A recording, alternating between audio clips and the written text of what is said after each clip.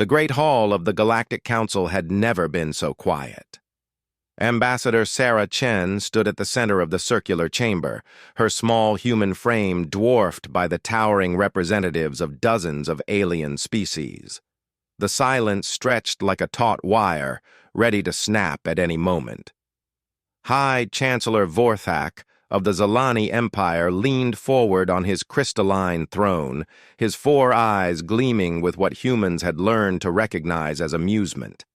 The massive insectoid being clicked his mandibles together in a pattern that his species used for laughter. "Surely, Ambassador Chen, you cannot be serious," Vorthak's voice resonated through the chamber's translation systems. "The Kethmar have agreed to negotiations. They have offered to discuss terms for the return of your colonies." Sarah's jaw tightened.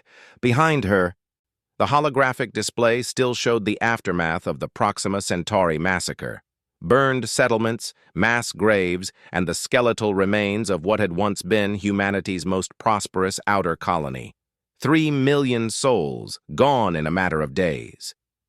"With respect, High Chancellor," Sarah's voice carried clearly across the vast chamber, "humanity does not negotiate with murderers." The reaction was immediate. A wave of shocked chirps, growls, and electronic pulses swept through the assembled delegates. The Aquarian representatives' tentacles writhed in what their species showed as extreme agitation. Even the stoic Terran-allied Volcari shifted uncomfortably in their environmental suits. Councillor Mextar of the Hegemony rose to his full 12-foot height, his scaled hide rippling with bioluminescent patterns of anger. "You dare to refuse a peaceful resolution. The Kethmar have followed all proper protocols. They have requested mediation through this council, as is their right under the Galactic Compact." Sarah turned to face the reptilian giant, her brown eyes hard as steel. "The Galactic Compact also prohibits the complete extermination of civilian populations. The Kethmar didn't just attack our colony, Counselor. They systematically hunted down every man, woman, and child. They broadcast the executions across their networks as entertainment." "That is regrettable," High Chancellor Vorthak admitted, though his tone suggested he viewed it as little more than a minor inconvenience. "However, the Kethmar have expressed willingness to provide compensation. Surely some arrangement can be—" "No." The single word cut through the chamber like a blade. Sarah stepped forward, her diplomatic training warring with the rage that had been building inside her for weeks. Every human in known space had seen those broadcasts, had watched their people die while their killers celebrated. "Let me be very clear about something," Sarah continued, her voice growing stronger with each word. "The human government has reviewed the Kethmar's offer extensively. They propose to return what remains of our territory in exchange for exclusive trading rights to 3 of our industrial worlds. They want us to pay them for the privilege of burying our dead." A low murmur ran through the assembled delegates. Even by galactic standards, such terms were considered extreme. "Furthermore," Sarah's voice rose, carrying to every corner of the vast hall, "their compensation includes a formal apology and a promise not to completely exterminate human civilians in future conflicts. Only partial extermination, you understand. We should be grateful for such mercy." The sarcasm in her voice was unmistakable, but it was the fury beneath it that made several of the smaller species' representatives visibly flinch. Ambassador Thessarian of the Ethereal Collective, a being of pure energy contained within a shimmering force field, spoke in tones like wind chimes. "Ambassador Chen, we understand your people's anger, but consider the greater good. The Kethmar control 17 star systems. Their military might is considerable. A war would cost billions of lives across dozens of species. So you would have us accept genocide for the sake of peace?" Sarah's laugh was bitter. "Tell me, Ambassador Thessarian, what do you think happens the next time the Kethmar decide they want something from us? Or from any of you? What precedent are we setting here?" High Chancellor Vorthak's mandibles clicked rapidly, a sign of growing irritation. You speak as though you have a choice in this matter, human. Your species controls perhaps 30 systems. The Kethmar Empire spans over 400. Simple mathematics should inform your decision. Sarah smiled, and something about that expression made the temperature in the room seem to drop several degrees. Your Excellence, with all due respect, I don't think you understand humans very well. She activated her personal data pad, and the massive holographic display behind her changed. Gone were the images of destruction and death. Instead, the display now showed a star map of human space, with each colony and outpost marked in blue. You see our 30 systems and think us weak, Sarah continued. But what you don't understand is that every single one of those worlds has something in common. Every single human on every single planet has seen what the Kethmar did to Proxima Centauri, and every single one of them is ready to die rather than submit to it. The display zoomed in on several key systems. Our core industrial worlds have already begun full military production. Our agricultural planets are stockpiling supplies. Our research stations have been converted to weapons development facilities. Counselor Mextar's scales rippled with confusion. You cannot seriously be preparing for war against the Kethmar. It would be suicide. Perhaps, Sarah acknowledged. But it would be suicide on our terms. You see, gentlemen, there's something else you need to understand about humans. We've been fighting wars for our entire existence. We've fought each other over scraps of land, over resources, over ideas. We've never known true peace. The display changed again, showing historical footage from Earth's past conflicts, images of ancient battlefields, of soldiers charging into impossible odds, of cities that fought to the last defender. But we've also never known true defeat. Every time we've been pushed to the brink, we've found a way to push back harder. It's not that we don't fear death, counselors. It's that we fear dishonor more. High Chancellor Vorthak's 4 eyes focused intently on the human ambassador. For the first time since the session began, he seemed to be truly listening, rather than simply waiting for her to surrender to the inevitable. The Kethmar think they understand war, Sarah continued. They've conquered dozens of species through overwhelming force and terror. They expect their enemies to calculate odds, to surrender when defeat becomes mathematically certain. But they've never faced an enemy that will burn down the galaxy before accepting defeat. The silence in the chamber was now absolute. Even the usual background hum of environmental systems seemed muted. So here's what's going to happen. Sarah's voice carried with it an authority that seemed to come from somewhere beyond her small frame. The human government will not negotiate with the Kethmar. We will not accept their compensation. We will not grant them trading rights. We will not legitimize their actions in any way. She paused, letting her words sink in before delivering her final statement.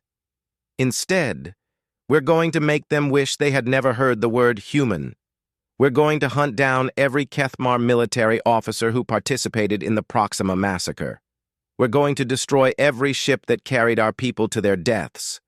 We're going to turn their empire into a warning that will echo through the galaxy for 1,000 years.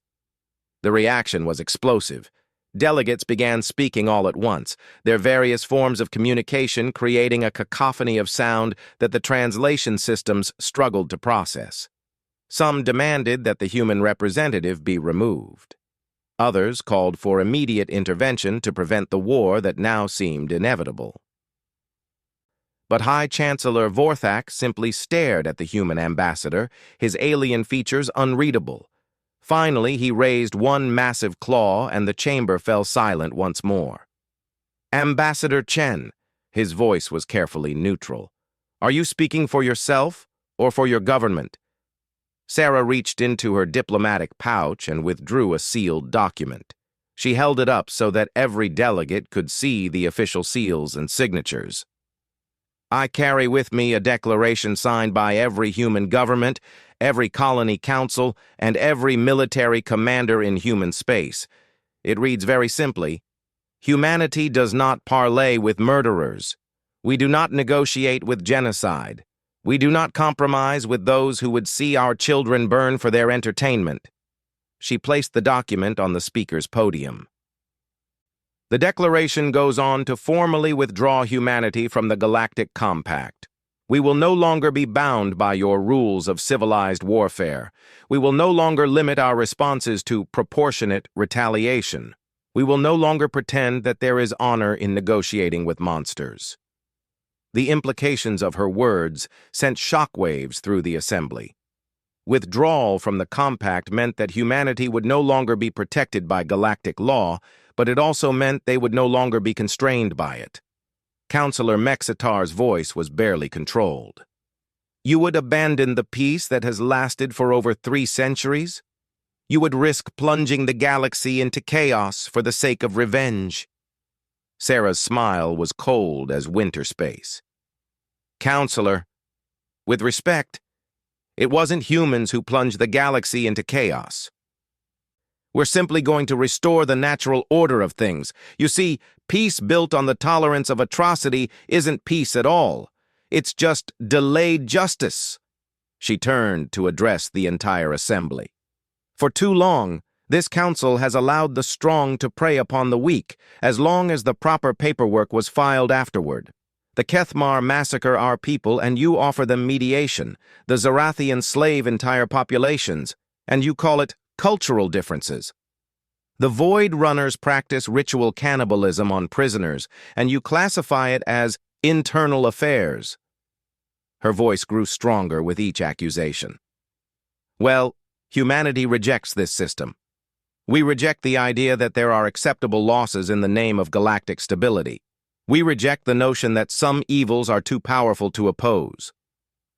And we especially reject the idea that our children's blood is an acceptable price for your peace.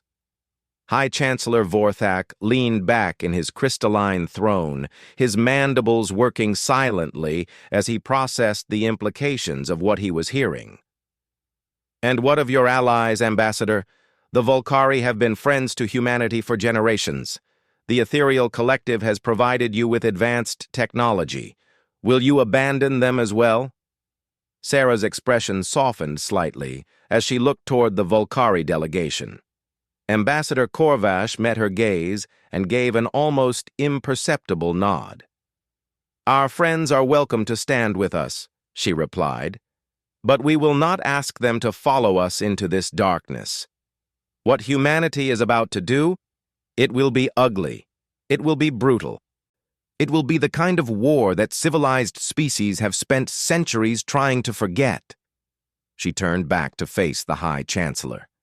But it will also be final. When we're done, no one will ever again think that humans are a safe target. No one will ever again calculate that they can murder our people and negotiate a favorable settlement afterward. No one will ever again mistake our desire for peace for weakness. The chamber erupted again, but this time the voices carried a different tone. Fear had replaced anger in many of the delegates' communications. They were beginning to understand that the small, apparently weak species they had dismissed was about to do something unprecedented in galactic history. This is madness! The crystalline being known as Echo of Stars rose from its resonance chamber, its voice creating harmonics that hurt human ears. The Kethmar will destroy you before you can inflict any significant damage. You have perhaps a dozen warships to their thousands. Sarah's laugh was genuine this time, though it contained no humor. Your Excellence, I think you're still not understanding the situation. You're thinking like a civilized species.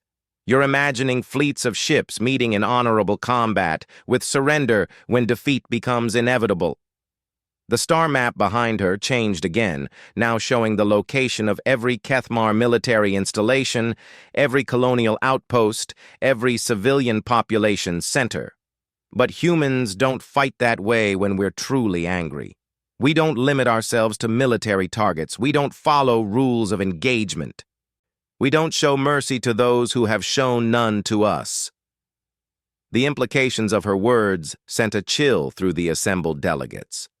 They were beginning to understand that humanity wasn't planning a conventional war. They were planning something far worse. "The Kethmar Empire spans 400 systems," Sarah continued conversationally. "Billions of civilians, thousands of years of culture and history, great works of art, magnificent cities, centers of learning that have stood since before humans first looked up at the stars." She paused, letting the weight of her next words settle over the chamber like a shroud. "And every single bit of it is now a legitimate target." The silence that followed was profound. Even the most warlike species represented in the council had never heard such a comprehensive declaration of total war. The idea of deliberately targeting civilians, of destroying entire cultures, was so alien to galactic civilization that many delegates seemed unable to process what they were hearing. High Chancellor Vorthak's voice was barely a whisper. "You would commit genocide to answer genocide?" Sarah's reply was immediate and unflinching. "If necessary, yes. The Kethmar have declared that human children are acceptable casualties in their wars of conquest. Very well. Now they can explain to their own children why that was a mistake." She began walking toward the chamber's exit, her business apparently concluded. But she stopped at the threshold and turned back one final time. "I want to be very clear about something, Your Excellencies. This is not a negotiation. This is not a threat. This is not a bluff designed to improve our bargaining position. This is a statement of fact. Humanity is going to war with the Kethmar Empire, and that war will continue until either their empire is destroyed or ours is. There will be no mediation. There will be no ceasefires. There will be no negotiations until one side or the other is completely unable to continue fighting." Her final words echoed through the chamber as she walked away. "We told you once that humanity doesn't parley with murderers. We meant it." As the great doors closed behind her, the assembled delegates sat in stunned silence, each contemplating the implications of what they had just witnessed. For the first time in 3 centuries, the galaxy was about to see what humans were truly capable of when their backs were against the wall and their children were threatened. And in the depths of space, human ships were already beginning to move toward Kethmar territory, carrying with them a fury that had been building since the first images of the Proxima massacre reached Earth. The war that would reshape the galaxy was about to begin. Admiral Marcus Webb stood on the bridge of the UES Retribution, staring at the tactical display that showed the Kethmar border fortress of Grimhold Station. The massive structure hung in space like a metallic cancer, its weapons platforms bristling with enough firepower to level a planet. Intelligence reports indicated it housed over 50,000 Kethmar military personnel and their families. "Sir, all task groups report ready," came the voice of Commander Jang from the communication station. "Operation Reckoning is, go on your command." Marcus nodded grimly. 3 months had passed since Ambassador Chen's declaration to the Galactic Council, and humanity had spent every moment of that time preparing for this moment. Not the kind of preparation the galaxy expected, with careful battle plans and calculated military objectives. This was something far more comprehensive and infinitely more terrifying. "Transmit the final warning," Marcus ordered. "All Kethmar personnel have 1 hour to evacuate the station. After that time, anyone remaining will be considered a combatant." The communications officer hesitated. "Sir, the station commander is responding. He says they will not abandon their post and demands we withdraw immediately." Marcus had expected as much. The Kethmar had built their empire on the belief that other species would eventually back down when faced with superior force. They couldn't conceive of an enemy that would actually follow through on threats of total destruction. "Very well," Marcus said quietly. "Begin Phase 1. The first human ship to move wasn't a warship at all. The civilian freighter Peaceful Journey, hastily converted for its new purpose, accelerated toward the station at maximum velocity. Its cargo hold contained 60,000 tons of refined plutonium in a carefully designed configuration. On Grimhold Station, alarms began screaming as Kethmar sensors detected the approaching ship. Defense platforms swiveled to target the vessel, but their commanders hesitated. The ship was broadcasting civilian identification codes and showed no weapon signatures. Firing on an apparently defenseless freighter violated every rule of civilized warfare. That hesitation cost them everything. The peaceful journey detonated just 50 kilometers from the station, creating a brief star in the darkness. The explosion wasn't nuclear in the traditional sense, but the result was just as devastating. The station's shields flared and failed, its hull buckling under forces it was never designed to withstand. What followed was methodical and horrifying. Human gunships moved in like vultures, their weapons targeting not the station's military systems, but its life support infrastructure. They wanted survivors, but only long enough to bear witness to what came next. Admiral Webb watched the tactical display with the detached interest of a surgeon performing a necessary operation. This wasn't about military victory. This was about sending a message that would echo across the galaxy for generations. All stations. This is Admiral Webb, he announced across the fleet communications network. Today marks the beginning of humanity's response to the Proxima massacre. Let every species in the galaxy understand that when humans promise consequences, we deliver them.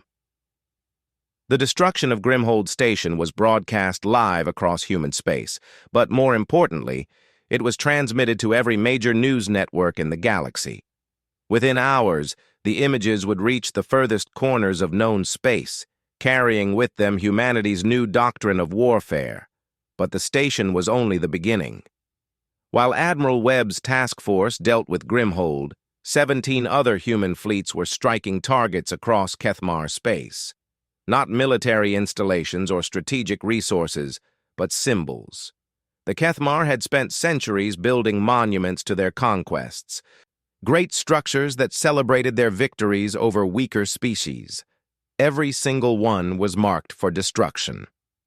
On the planet Kethvor Prime, the Great Pyramid of Victories housed the skulls of defeated enemy leaders from a dozen worlds.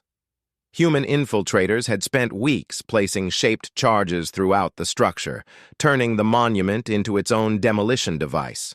The explosion was visible from orbit, reducing 3,000 years of Kethmar military history to rubble and dust. The Kethmar response was swift and predictable. Fleet Admiral Thakmor, the architect of the Proxima massacre himself, led a massive battle group toward human space, intending to demonstrate that humanity's aggression would be met with overwhelming force. He never reached his destination. Captain Elena Vasquez had volunteered for what military planners euphemistically called a special assignment. Her ship, the destroyer Vengeance, was loaded with experimental weapons that the human military had been developing in secret for decades. Weapons that the Galactic Compact had specifically prohibited as too dangerous for civilized warfare. She intercepted Thakmor's fleet at the edge of the Kepler system, her single ship facing down 43 Kethmar vessels. The alien admiral's amusement was audible in his transmission. "Surrender now, human, and we will grant you a quick death. Resist, and we will take you alive for public execution." Elena's response was to activate every weapon on her ship simultaneously. The Vengeance had been modified to carry prototype gravity bombs, devices that could create miniature black holes with carefully controlled decay rates. She armed all 6 of them and set the detonation sequence. The effect was unlike anything seen in galactic warfare. Space itself seemed to twist and buckle as artificial gravitational anomalies tore through the Kethmar formation. Ships that had been kilometers apart were suddenly crushed together by forces that no shield technology could resist. Fleet Admiral Thakmor's flagship was the last to die, its massive hull slowly compacting as competing gravity wells pulled it in different directions.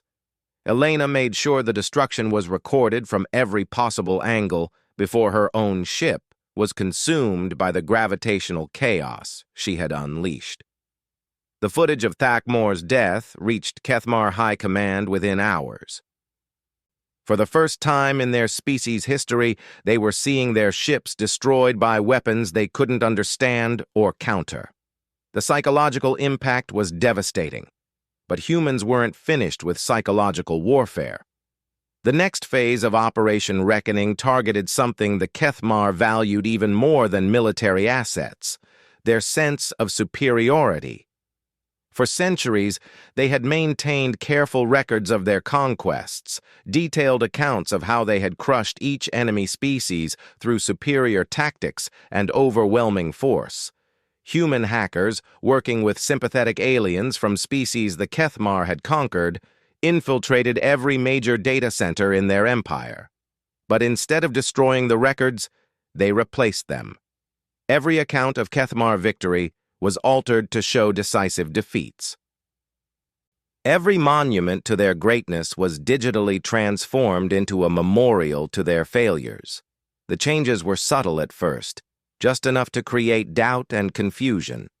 But as more and more Kethmar citizens accessed their historical databases, they found a version of history where their empire was weak, cowardly, and defeated. The psychological warfare was devastating to a species that had built its entire identity around martial supremacy. Meanwhile, on the planet Zerion 7th, Dr. James Mitchell was putting the finishing touches on what would later be called the most ethically questionable weapon in human history. The biological agent he had developed was specifically designed to target Kethmar physiology, but not in the way traditional bioweapons worked. Instead of causing death or disease, the agent would alter their brain chemistry in subtle ways, reducing their capacity for aggression while increasing empathy and fear responses. It would, in effect, turn a warrior species into pacifists at the genetic level. The deployment was carried out by volunteers who knew they were signing their own death warrants. 37 human operatives infiltrated Kethmar population centers across 12 worlds, releasing the bioweapon into air and water supplies before activating suicide devices that would prevent their capture. The effects weren't immediately obvious, but within weeks, Kethmar military units began reporting unusual behavior patterns. Soldiers who had previously shown no mercy to civilian populations were suddenly refusing orders to execute prisoners. Commanders found themselves paralyzed by doubt when planning offensive operations. The Kethmar High Command's response was to purge their own ranks, executing thousands of officers they suspected of cowardice or treason. This only accelerated the collapse of their military effectiveness, as the bioweapon continued to spread through their population. But perhaps the most devastating blow came from an unexpected source: the Vorthani, a species that had been enslaved by the Kethmar for over 2 centuries, launched a coordinated rebellion across 17 slave worlds simultaneously. The uprising had been secretly supplied and coordinated by human intelligence operatives who had spent months smuggling weapons and tactical information to resistance cells. But the Vorthani brought their own motivation: generations of stored hatred finally given an outlet.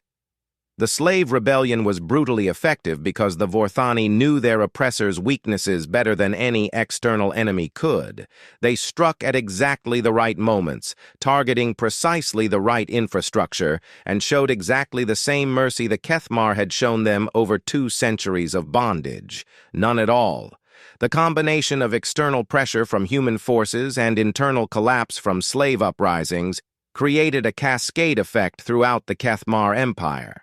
Systems that had been loyal for centuries suddenly found themselves questioning whether their allegiance was worth the price they were being asked to pay. On the fortress world of Kraktor, General Mexval faced an impossible situation. His garrison of 50,000 troops was surrounded by a human fleet that had appeared overnight, seemingly from nowhere. The humans had made no demands, issued no ultimatums. They simply waited. "General," his communications officer reported. "We're receiving a transmission from the human fleet. Audio only." Mexval steeled himself for the usual human threats and demands for surrender. Instead, what he heard was something far more unsettling. "General Mexval, this is Admiral Sarah Knox of the Human Defense Force. We know you were present during the Proxima massacre. We know you personally ordered the execution of 1,200 human children in the settlement of New Geneva. We have the recordings." The general's blood chilled. Those recordings were supposed to have been classified at the highest levels of Kethmar High Command. The human admiral continued in the same conversational tone. "We're not here to demand your surrender, General. We're here to give you an opportunity to do something honorable for the first time in your miserable existence." "What do you want?" Mexval found himself asking, though every instinct told him he didn't want to hear the answer.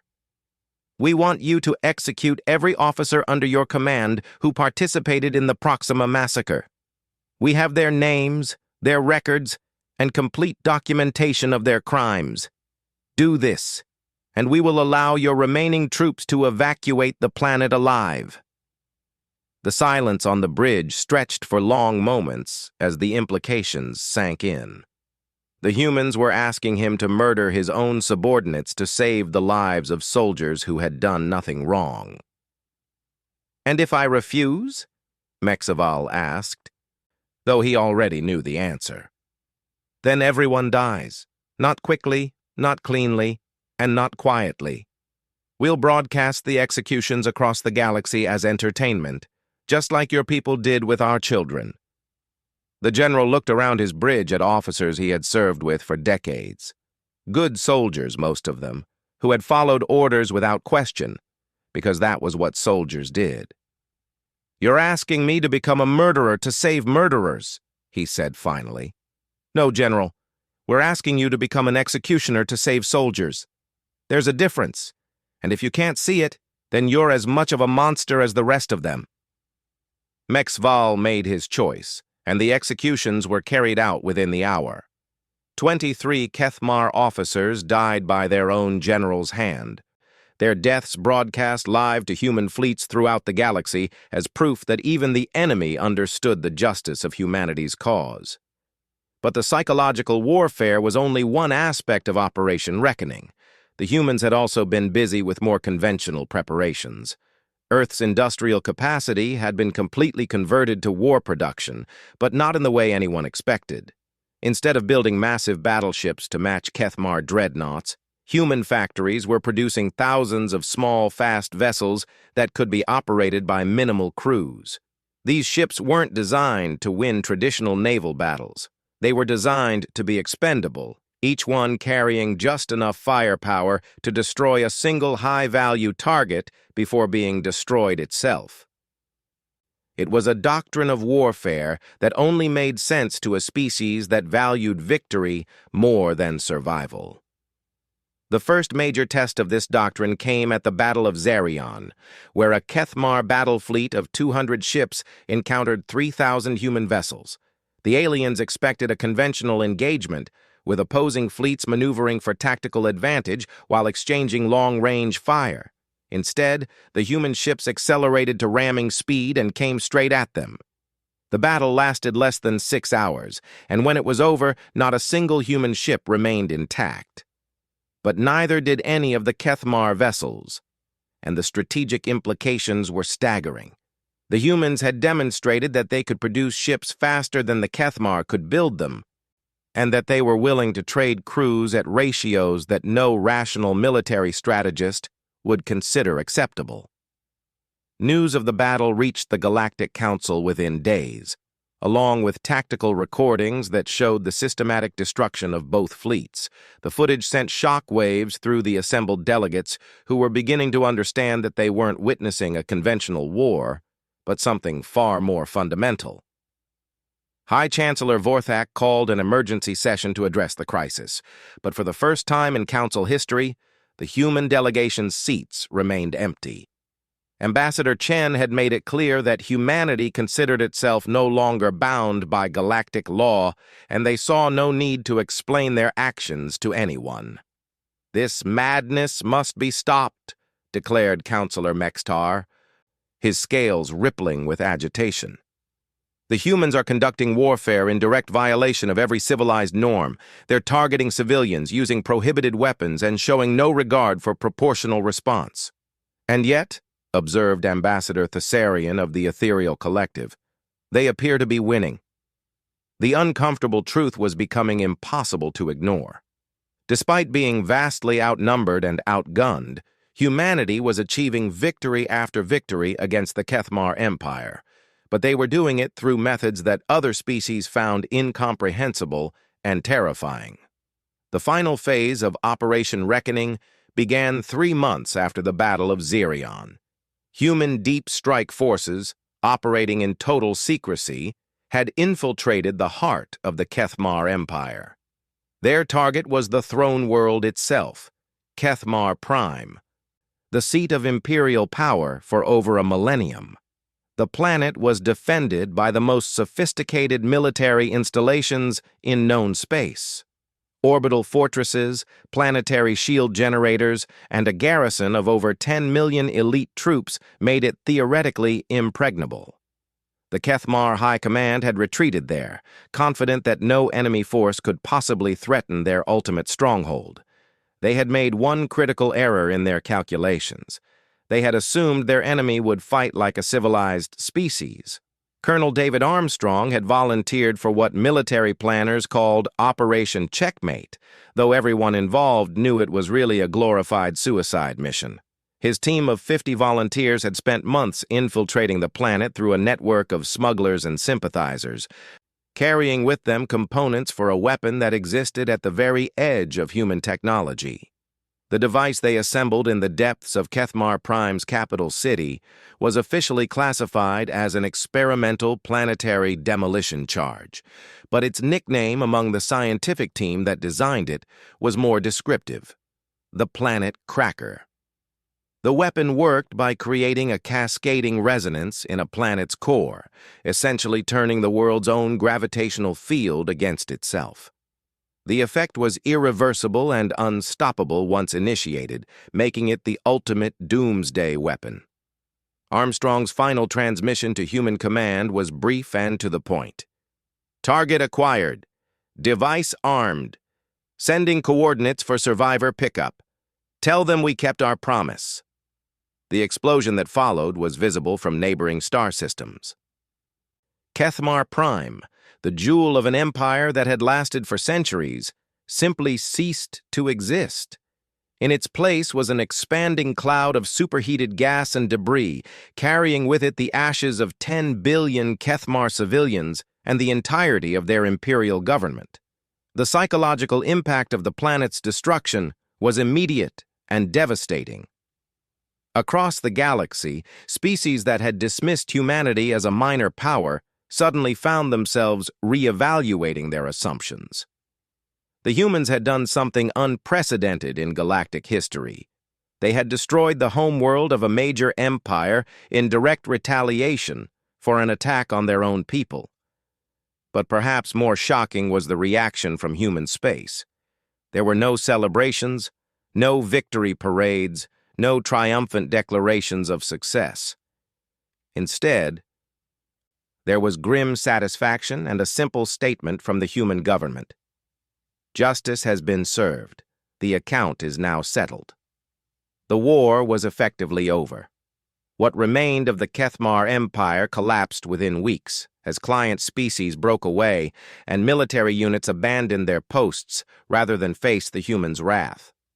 The survivors scattered across the galaxy, reduced to refugees seeking asylum from the very species they had once considered beneath their notice. And in the halls of the Galactic Council, delegates sat in stunned silence as they contemplated a new reality. The small, seemingly weak species they had dismissed had just demonstrated that they possessed both the capability and the will to destroy entire civilizations when pushed too far. The age of galactic peace, built on the assumption that rational species would always choose negotiation over annihilation, was over. Humanity had shown that some principles were worth any price, and some crimes demanded ultimate justice regardless of the cost. The galaxy would never be the same. 5 years after the destruction of Kethmar Prime, Ambassador Sarah Chen walked through the corridors of the newly constructed Galactic Assembly Station. The old council chambers had been abandoned after the war, their crystalline walls stained with the memory of failed diplomacy. This new station, built in neutral space at humanity's insistence, represented something unprecedented in galactic history.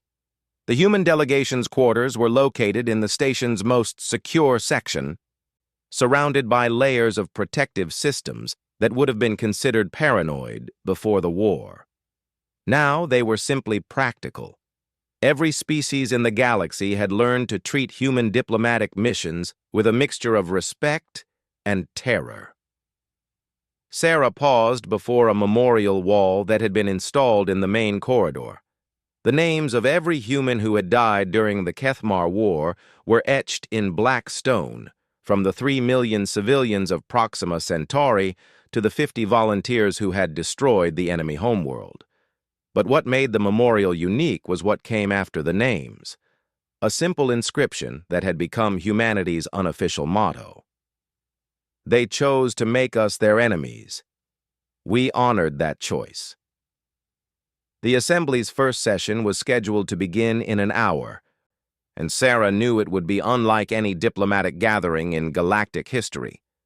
The old order, built on the assumption that civilized species would always choose compromise over conflict, had died with the Kethmar Empire. What was being born in its place was still uncertain. Her aide, Commander Torres, approached with the latest intelligence briefings.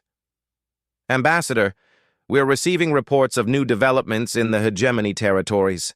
3 more species have requested protection under the Human Defense Accords. Sarah nodded grimly. The Defense Accords were humanity's response to the galaxy's request for some kind of structure to replace the failed Galactic Compact. Unlike the old system, which relied on negotiation and mediation, the Accords were brutally simple. Species that signed them received absolute protection from aggression. But in exchange, they agreed to humanity's definition of war crimes and accepted human justice for violations.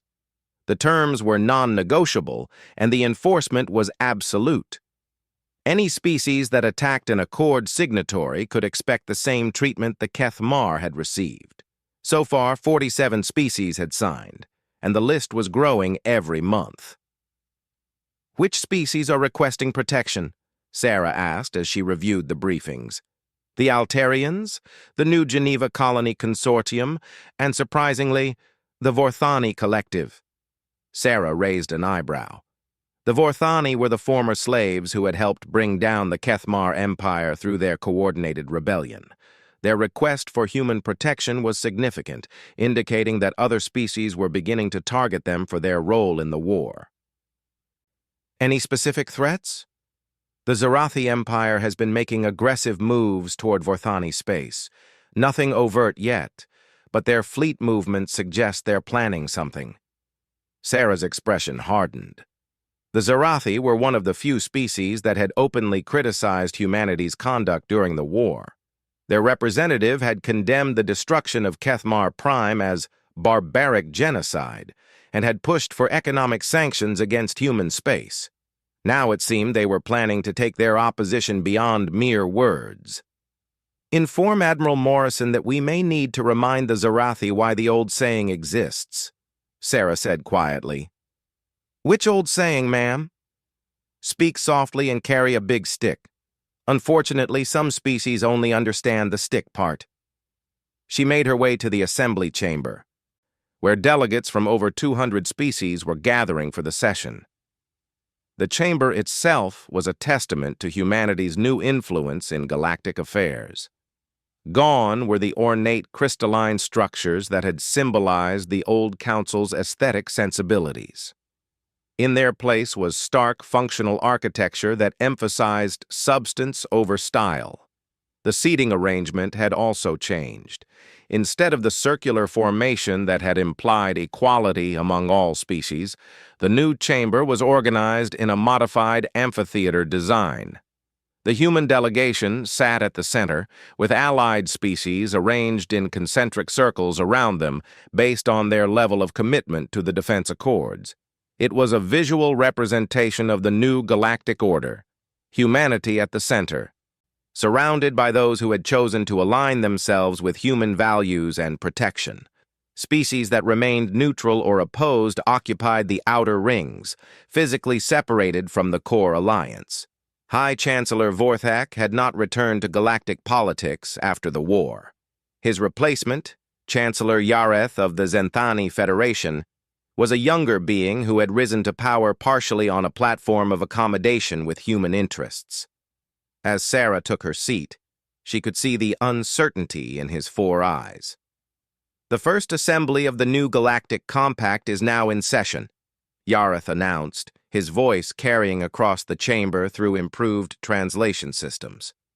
"Our first order of business is the formal ratification of the Human Defense Accords and their incorporation into galactic law."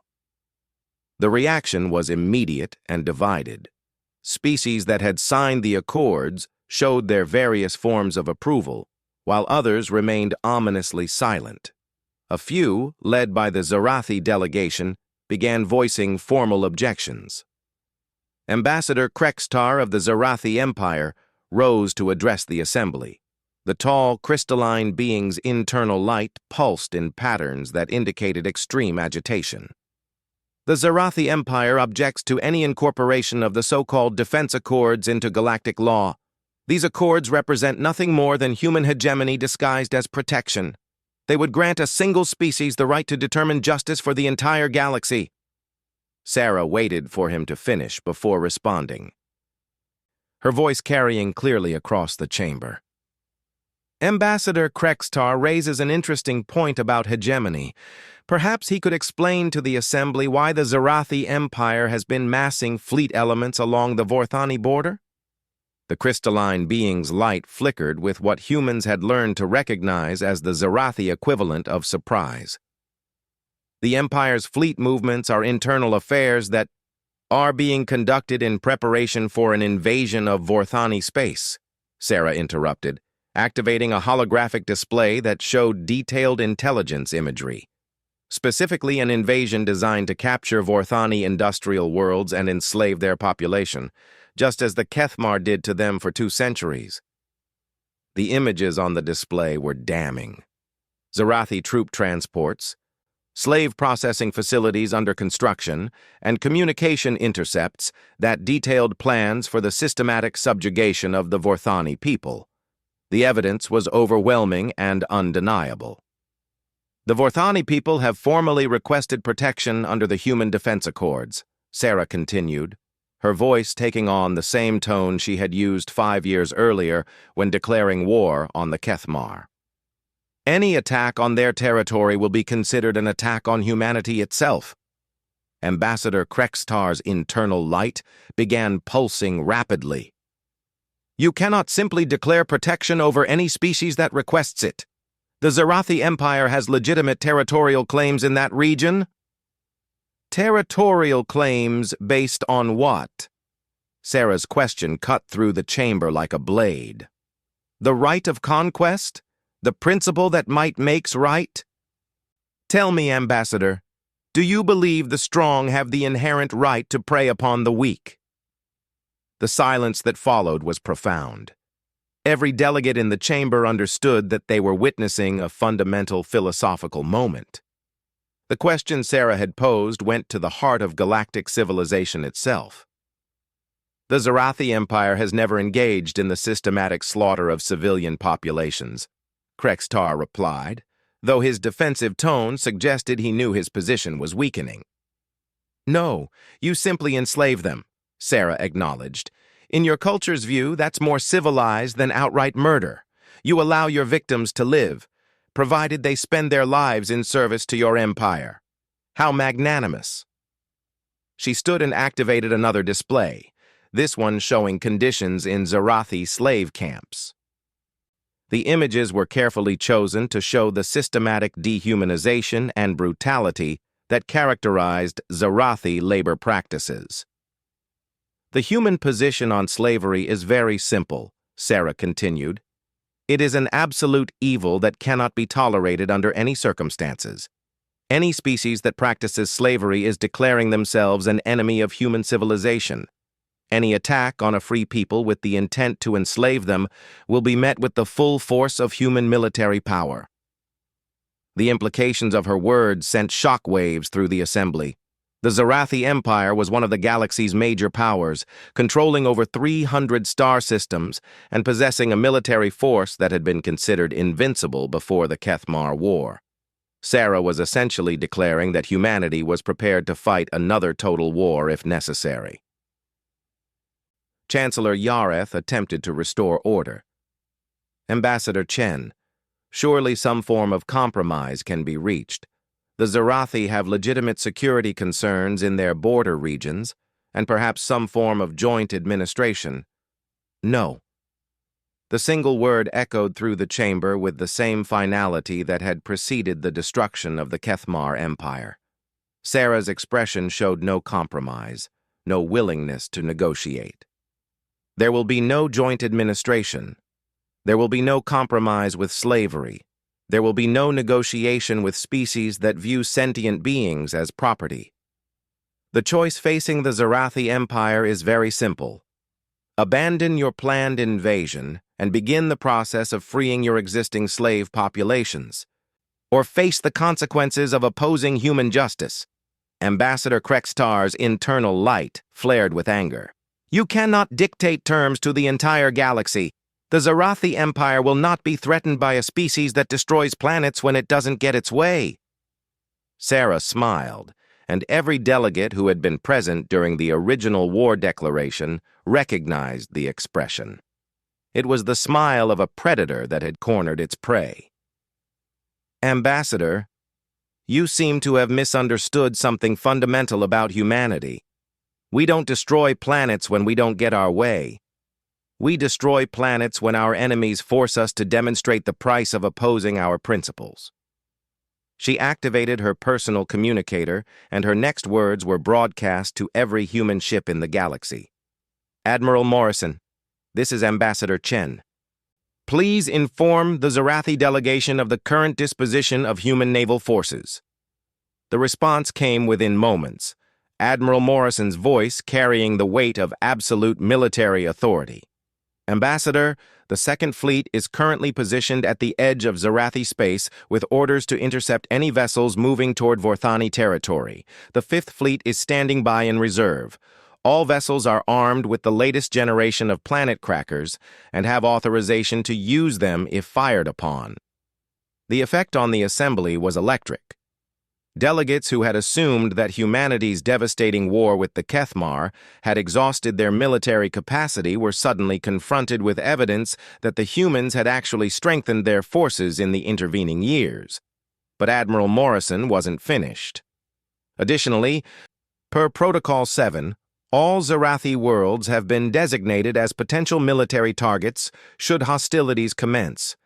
Evacuation notices have been prepared and will be transmitted to civilian populations if the Empire chooses to proceed with hostile actions. Protocol 7 was humanity's new doctrine of total warfare, developed in response to the lessons learned during the Kethmar conflict.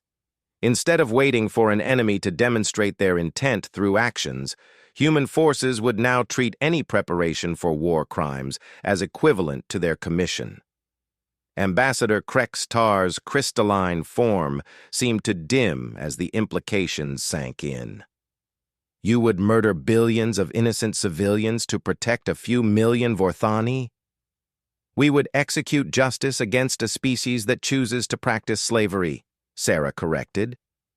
Every Zarathi citizen who benefits from slave labor is complicit in that crime. Every official who administers your slave systems is a war criminal.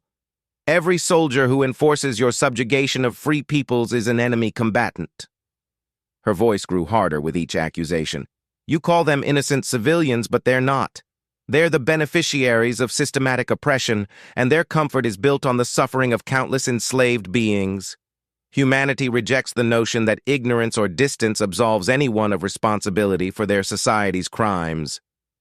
The chamber erupted into chaos as delegates began speaking simultaneously, their various forms of communication, creating a cacophony that the translation systems struggled to process. Some demanded immediate action to prevent another devastating war. Others called for the exclusion of humanity from galactic affairs entirely, but through it all, the Vorthani delegation sat in absolute silence, their expressions showing the same grim satisfaction that humans had displayed after the destruction of Kethmar Prime. They understood perhaps better than anyone else that justice delayed was justice denied. Chancellor Yareth raised his claws for silence, but it took several minutes for order to be restored. When he finally spoke, his voice carried the weight of someone who had seen the future and found it terrifying. Ambassador Chen, the Assembly requests a 30-day recess to allow for consultation and negotiation. Surely some alternative can be found that doesn't require another galactic war. Sarah's response was immediate and uncompromising. Chancellor, the Zarathi Empire has exactly 72 hours to begin the withdrawal of their forces from Vorthani space and announce the abolition of slavery throughout their territory. After that time, humanity will consider them to be in a state of active hostilities with the Defense Accord signatory states. She gathered her materials and prepared to leave, but paused at the threshold of the delegation area. Her final words carried to every corner of the chamber. Let me be absolutely clear about something. Humanity did not seek this responsibility. We did not ask to become the galaxy's moral arbiters. But when faced with the choice between allowing systematic oppression to continue and taking action to stop it, we will always choose action. She looked directly at Ambassador Krextar.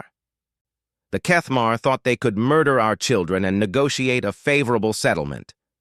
They were wrong. If the Zarathi think they can enslave free peoples and avoid consequences through diplomatic immunity, they will discover that they are equally wrong. The human delegation filed out of the chamber, leaving behind an assembly paralyzed by the implications of what they had just witnessed. For the second time in 5 years, humanity had drawn a line in space and dared their enemies to cross it. But this time was different. This time, every species in the galaxy understood exactly what that line meant and what would happen to anyone foolish enough to step over it. In the 72 hours that followed, the Zarathi Empire made its choice. Their fleets withdrew from Vorthani space, and their government announced the beginning of a gradual emancipation process for their slave populations.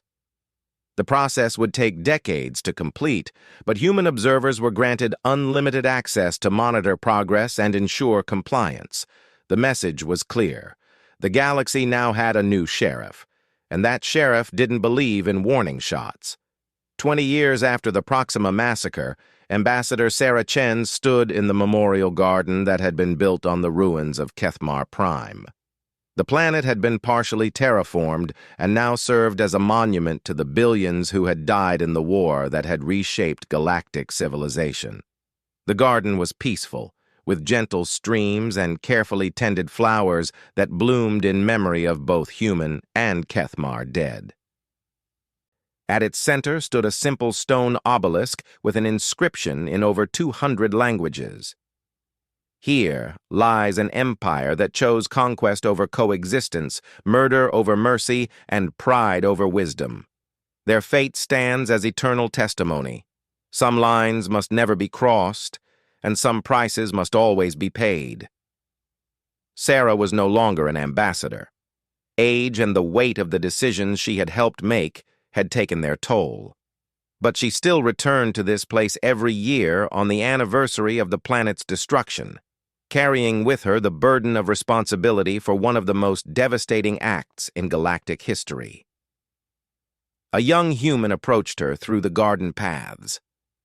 Lieutenant Commander Jessica Wong was part of the new generation of human diplomatic officers, those who had grown up in a galaxy where their species' word was law and their justice was absolute. Ambassador Chen? I'm sorry to disturb you, but there's been a development. The hegemony worlds are requesting mediation in their border dispute with the Altani Consortium. Both sides are asking for human arbitration. Sarah nodded wearily. It was always the same pattern. Species that had once considered humanity irrelevant now begged for their intervention in every significant dispute.